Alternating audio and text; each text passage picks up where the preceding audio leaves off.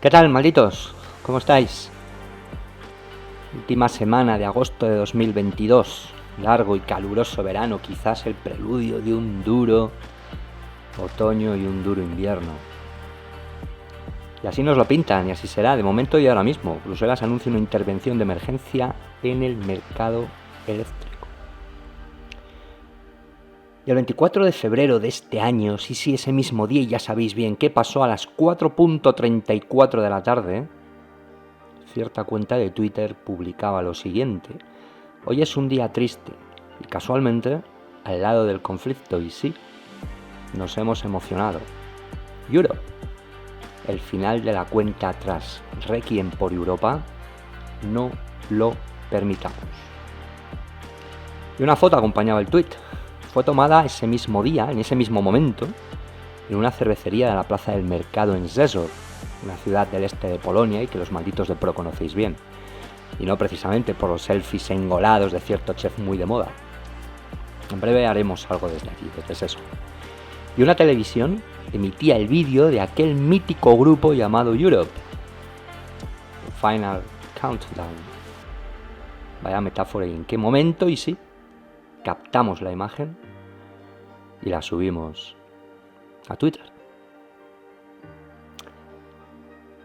Ha pasado tiempo, más de 6 meses, y fijaos dónde estamos. Bruselas anuncia una intervención de emergencia. Otro podcast, amigos, el cuarto de este nuevo proyecto, y como siempre, hasta ahora, The Economist, nuestra fuente de cabecera será: ¿están funcionando las sanciones a Rusia? Esto es Malditos Neutrales, al límite de la posverdad.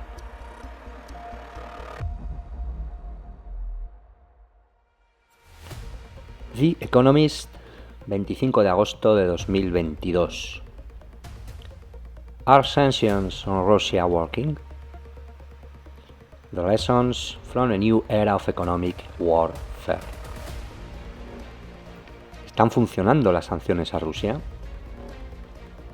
Las lecciones de una nueva era de guerra económica. Dice así el artículo. Hace 6 meses, Rusia invadió Ucrania. En el campo de batalla se libra una guerra de desgaste a lo largo del frente con 1000 kilómetros de muerte y destrucción. Más allá del frente, otra lucha. Un conflicto económico con una violencia y repercusiones no vistas desde la década de 1940. Los países occidentales intentan paralizar la economía rusa con un nuevo arsenal de sanciones. La eficacia de este embargo es clave para el resultado de la guerra en Ucrania.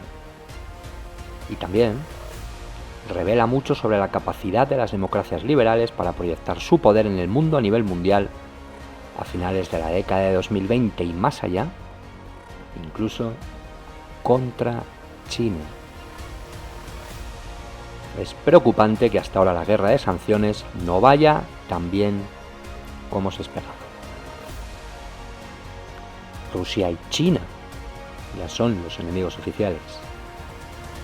Guerra irrestricta. Y siempre en el fondo 1984. Oceanía, Eurasia y este Asia.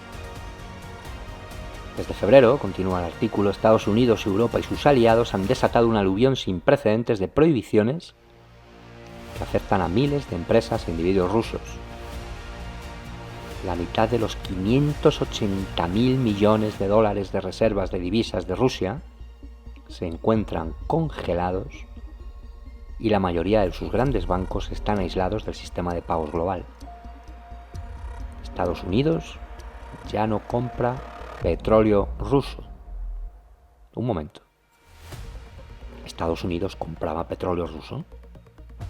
Y, continúa el artículo, un embargo europeo entrará plenamente en vigor en febrero de 2023. Pues sí, amigos, Estados Unidos compraba gas y petróleo ruso. Escuchad a Joe Biden el 8 de marzo de 2022. We're banning all imports of Russian oil and gas and energy. That means Russian oil will no longer be acceptable at U.S. ports, and the American people will. This is a move that has strong bipartisan support with Congress and, I believe, in the country. We made this decision in close consultation with our allies and our partners around the world, particularly in Europe, because a united response to Putin's aggression has been my overriding focus, to keep all NATO and all of the EU and our allies totally united.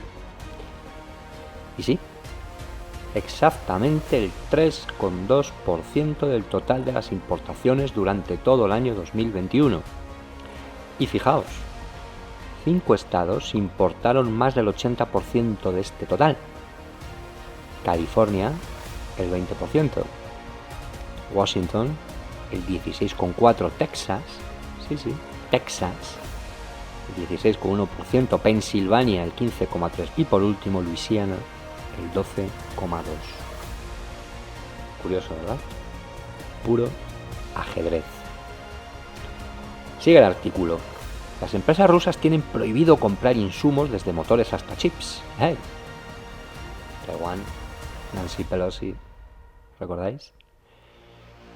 Los oligarcas y los funcionarios se enfrentan a prohibiciones para viajar y tienen congelados sus activos. El grupo de trabajo Kleptocapture en Estados Unidos ha incautado un superyate que pudo haber tenido un huevo Fabergé a bordo. Vamos despacio que el tema promete. Fijaos. En 2014, esto ya es un inciso, con motivo de la guerra en Ucrania, que se inició por aquellas, y no el 24 de febrero de 2022, se inicia en Estados Unidos una serie de sanciones contra el gobierno, el ejército y sectores estratégicos rusos. El día después, al discurso del Estado de la Unión, el fiscal general del Estado, Merrick B. Garland, anunció la creación del Kleptocapture Group para perseguir a los oligarcas rusos, sus yates, sus aviones privados, sus mansiones de lujo y, por supuesto, sus huevos Fabergé. ¿Y qué diablos son los huevos Fabergé? Pues son cada una de las 69 joyas creadas por Carl Fabergé y sus artesanos de la firma Casa Fabergé. ¿Para quién? Para los zares de Rusia, para algunos miembros de la nobleza rusa y para miembros de la burguesía industrial y financiera rusa, entre los años 1885 y 1917. Los huevos se consideran obras maestras de la joyería y pueden alcanzar los 30 millones de euros en la actualidad. En España, y fruto de estas actuaciones, se produjo la incautación del yate valorado en más de 90 millones de dólares del oligarca ruso de Sepelek. La Guardia Civil Española, con el apoyo por supuesto del FBI, cumplió la orden con diligencia y además fue filmada y publicada en los medios sociales. ¿Nos despistamos nosotros o nos quieren despistar? Recordad, huevos Fabergé. Sigamos con el artículo, que continúa de esta manera. Además de satisfacer a la opinión pública occidental, estas medidas tienen objetivos estratégicos. El objetivo a corto plazo, al menos inicialmente, fue desencadenar una crisis de liquidez y balanza de pagos en Rusia para dificultar la financiación de la guerra de Ucrania y, por tanto, alterar la estrategia del Kremlin. A largo plazo, la intención es dañar la capacidad productiva y la capacidad tecnológica de Rusia para que, si Vladimir Putin aspira a invadir otro país, tenga menos recursos a mano. Un objetivo final es disuadir a otros del belicismo. Claro, Oceanía, Eurasia, Asia. Detrás de objetivos tan ambiciosos se esconde una nueva doctrina del poder occidental. El momento unipolar de la década de los 90, cuando, recordáis, colapsa la Unión Soviética, y cuando, sigue el artículo, la supremacía de Estados Unidos era indiscutible, ha desaparecido hace mucho tiempo. Y el afán de Occidente por usar la fuerza militar ha disminuido desde las guerras de Irak y Afganistán. Las sanciones parecían ofrecer una respuesta al permitir que Occidente ejerciera el poder a través de su control de las redes financieras y tecnológicas en el corazón de la economía del siglo XXI. En los últimos 20 años se han desplegado para castigar los abusos contra los derechos humanos, aislar a Irán, aislar a Venezuela y obstaculizar empresas como Huawei. Pero el embargo de Rusia lleva las sanciones a un nuevo nivel, con el objetivo de paralizar a la 11ª economía más grande del mundo, uno de los mayores exportadores de energía, cereales y otros productos básicos. Amigos, este párrafo es cristalino. Estados Unidos ya no es la superpotencia única desde hace mucho tiempo. Y los protagonistas de las guerras, mejor que sean otros, ¿verdad? Por ejemplo, los ucranianos. Sigue el artículo. ¿Cuáles son los resultados? En un horizonte de 3 a 5 años, el aislamiento de los mercados occidentales causará estragos en Rusia. Para 2025, una quinta parte de las aeronaves civiles pueden quedarse en tierra por falta de repuestos. Las actualizaciones de las redes de telecomunicaciones se están retrasando y los consumidores echarán de menos las marcas occidentales. A medida que el Estado y los magnates se apoderan de los activos occidentales, desde las plantas de automóviles hasta los puntos de venta de McDonald's, el capitalismo en realidad pierde fuelle. Rusia está perdiendo algunos de sus ciudadanos más talentosos, que retroceden ante la realidad de la dictadura y la perspectiva de que su país se convierta en una gasolinera de China. Claro, alto y diáfano, Europa no pinta absolutamente nada en este juego. Por mucho que insten a Olaf Scholz, el canciller alemán, a que ocupe el asiento delantero, ¿recordáis? El piloto del automóvil es de todo menos europeo. Pero, continúa el artículo, hay un problema, y es que el knockout no se ha materializado. El PIB de Rusia se contraerá un 6% en 2022, según las estimaciones del FMI, pero mucho menos que la caída del 15% que la mayoría esperaba en marzo, o lo que cae Venezuela. Las ventas de energía generarán un superávit de cuenta corriente de 265.000 millones de dólares este año. Rusia, el segundo más grande del mundo después de China. Y después de una crisis inicial, el sistema financiero de Rusia se ha estabilizado y el país está encontrando nuevos proveedores para algunas importaciones, incluida China. Mientras tanto, en Europa, una crisis energética puede desencadenar una recesión. Puede. Esta semana, por la semana del 25 de agosto, los precios del gas natural aumentaron un 20% más debido a que Rusia redujo los suministros. Vale. Resulta que en Europa, otro inciso, y en 2022 la inflación interanual en agosto es del 9,1%. En Estados Unidos el 8,5%, pero ojo, en agosto de 2021 en Estados Unidos fue del 5,3%, siempre interanual, y en Europa era el 2,2%. En Rusia el interanual de agosto de este año ha sido del 15,1%, el año pasado en el mismo mes el 6,5%. Aquí es uno de los medios de la cuestión. Ruina para todos.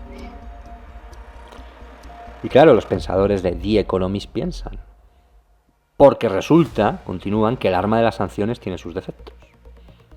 Uno es el desfase temporal. Bloquear el acceso a la tecnología que Occidente monopoliza tarda años en dar sus frutos. Y las autocracias son buenas en absorber el golpe inicial de un embargo porque pueden reunir recursos. Y luego está el retroceso. Aunque el PIB de Occidente empequeñece al de Rusia, no hay que desear que Putin se ahogue con el gas. El mayor defecto es que los embargos totales o parciales no están siendo aplicados por más de 100 países que tienen el 40% del PIB mundial. El petróleo de los Urales está fluyendo a Asia. Dubái está repleto de efectivo ruso y se puede volar con Emirates y otras líneas aéreas a Moscú 7 veces al día. Una economía globalizada es buena para adaptarse a los choques y las oportunidades, especialmente porque la mayoría de los países no desean hacer cumplir la política occidental. Piensen los pensadores de The Economist. Por lo tanto, debe descartarse cualquier ilusión de que las sanciones ofrecen a Occidente una forma barata y asimétrica de enfrentar a China,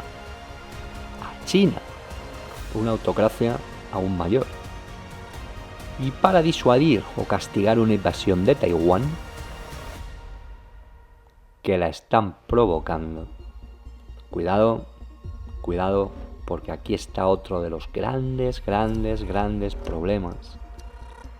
Y un error de cálculo, o un error calculado, nos podría llevar a un enfrentamiento, y eso ya son palabras mayores.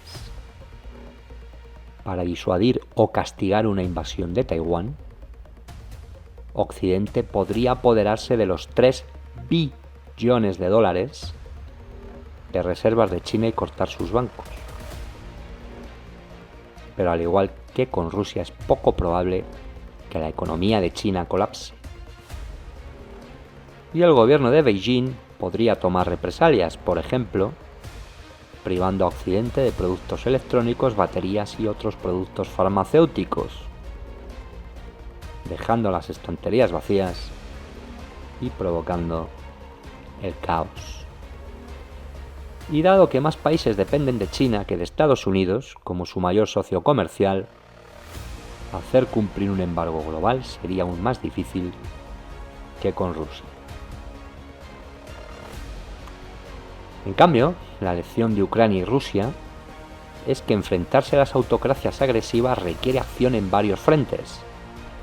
Las democracias deben reducir su exposición a los puntos de estrangulamiento de los adversarios.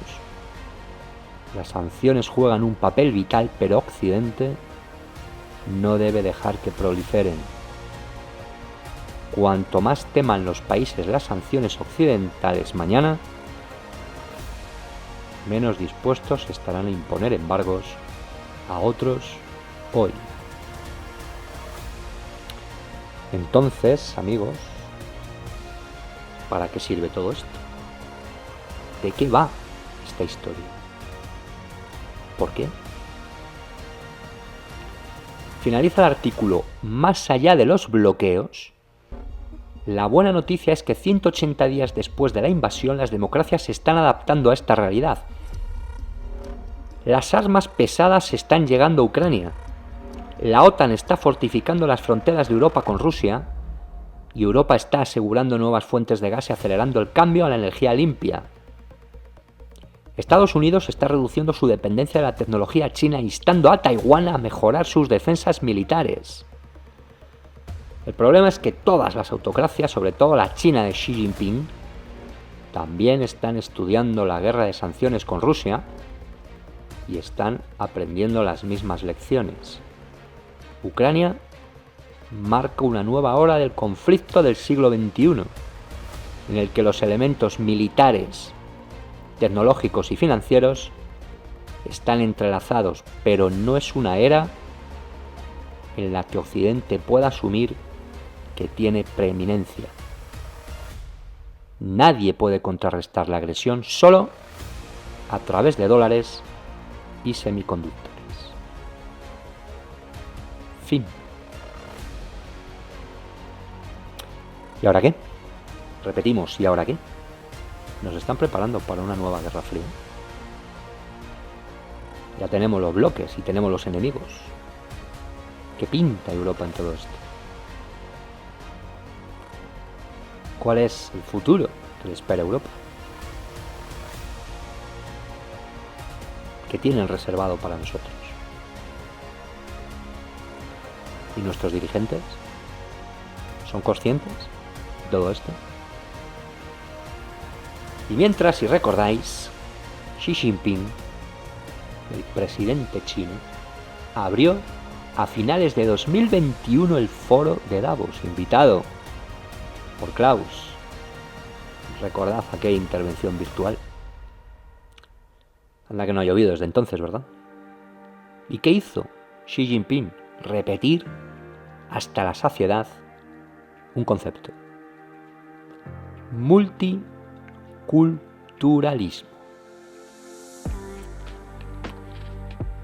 Vamos a probablemente hacer un una traducción de aquella intervención. Porque es muy, muy, muy importante. Recordad estas palabras.